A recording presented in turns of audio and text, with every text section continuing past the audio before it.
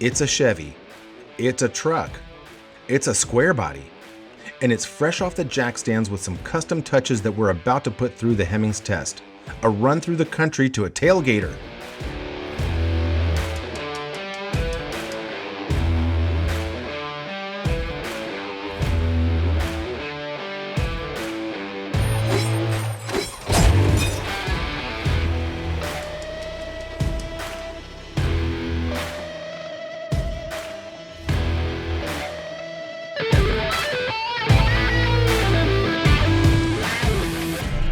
Welcome back to Square Body Rehab. Now, this is our 1987 Chevy R10, not C10, R10 Silverado. Now, if you've been following along, we've done a lot of great modifications to this thing. Now we finally get to drive it. So, as we're riding along and finally get to put our foot in the pedal, let's talk about what we did to it over the last couple days.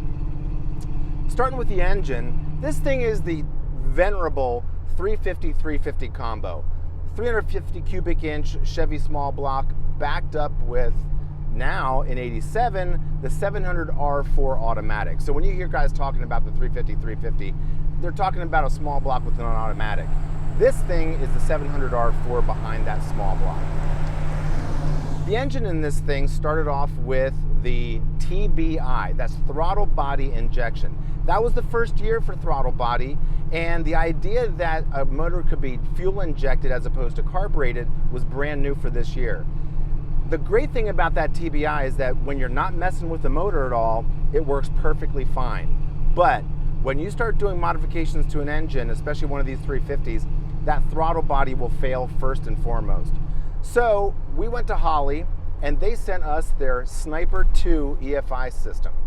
The thing works great, basically bolted on. It comes with the inboard on-dash diagnostic center, which Junior tuned correctly. And now the thing is set up not only to run better, but when we want to do more modifications down the road, it's already set up for that. The Holley Sniper 2 can accommodate just about any power adder we want to put in this thing.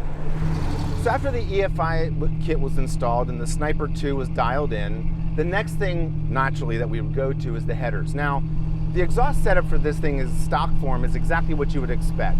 So we called Donna Smith at Sanderson Headers, and she sent us a set of headers for this thing that not only fit well, cleared everything, but we backed all of that up with a basic dual exhaust kit from our friends over at Summit Racing. It's the perfect combination for a truck like this when you're not really doing a whole lot of heavy modifications to the engine yet. And we did a little bit of a custom touch and dumped the exhaust and the tailpipe right out in front of the rear wheels. Very late 80s. We thought that would really give this thing that period correct look.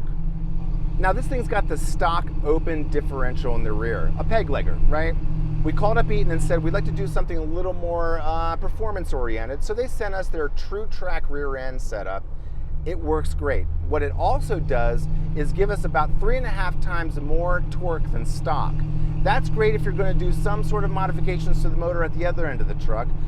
Again, we're setting this thing up for success in the future episodes in whatever format we want to do with this thing. So now, a truck like this, for me, it's all about the visuals. We actually lowered this thing 4 inches in the front, 6 inches in the rear, and that not only allows those 15-inch wheels to fill up more of that legendary square wheel well, but it gives it just the right stance and look. Love that thing about this truck. Look, this truck, yes, it's a driver, but not the driver in quotes. It drives perfectly fine, and lowered, a little less body roll, it's a little stiffer, but let's not kid ourselves. It's still a late 80s square body pickup truck. This thing is not meant for cornering or track days or drag racing. This thing is set up to really enjoy your life in it. So with a little less body roll and a little more manageability, all good. Another feature of any pickup truck from the late 80s. The brakes are going to not be as much as you want on modern day roads. Now, all Junior had to do was swap out the front discs with an entirely new setup. Bob's your uncle. It's easy to do. There are more parts in the aftermarket than you can even choose from. So do yourself a favor and make sure that when you get one of these square bodies, just swap out the entire front brake system, and most chances the rear drums are going to be just fine. After we figured out the stance and got this thing lowered and filled up those wheel wells, the next important thing is wheels and tires. Now we're going to keep the original rallies because that's a classic good look, but we actually called up Mickey Thompson and said, send us a set of those Sportsmans. I've always been looking for a chance to run a set of legendary Mickey Thompson Sportsmans on anything. And these tires, we've staggered them with 255/60s in the front, 275/60s in the rear, and that 15-inch wheel looks nice wrapped around those raised white letter tires. So we got a kit from Bedwood that not only installs easily, but really turns the bed of this pickup truck into a shining jewel. It's probably one of the nicest kits we've ever seen, and the fit and finish is actually better than the stock body panels from the factory.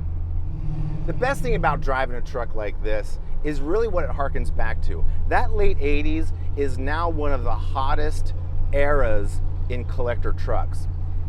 A square body is a square body, right? If you're gonna do one of these things, this 87 is the last year for the two-wheel drive, short or long bed pickup. This is the truck you want. It's fun, you're gonna get a lot of thumbs up driving it, and driving it is the best part of it. Now, are you gonna haul, a cord of wood in it or a bunch of bricks? No, that's not what this thing is for. It's more show than go, but the go's not bad either. It's still a pickup truck, but it's a fun pickup to drive. And the real treat about this truck is in 87, Chevy and the other big automakers really finally figured out that a pickup truck could be a lifestyle choice as much as it is a utility choice. Up until then, trucks were trucks. They really didn't have a whole lot of features in them. It was pretty bare bones, rubber floor mat, bare metal roof. You're lucky if you got an FM radio in it.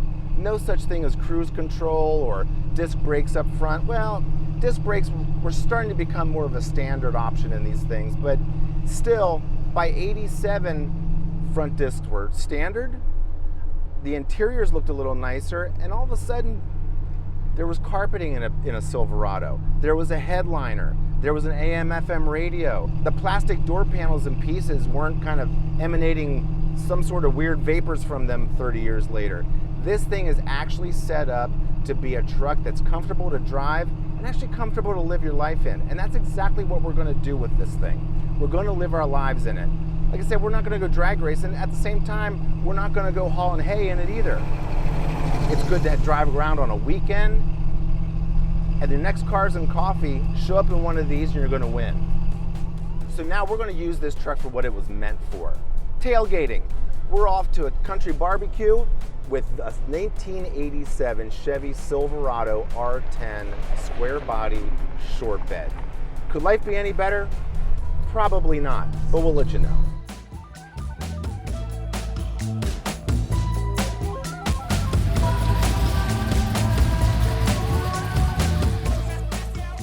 What better way to really test the lowered stance, staggered tires, new brakes, custom exhaust, and trick bed floor than a tailgater with all your friends and their classic trucks, am I right?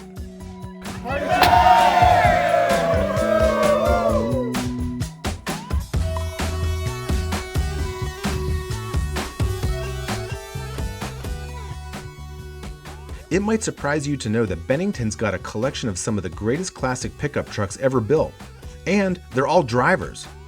Lucky for us, Burgers on the Grill on top of the mountain is the smoke signal that brings all the trucks to the yard. And our 87 custom Chevy Square Body fits right in. And really, isn't that the best way you can think of to put it to use?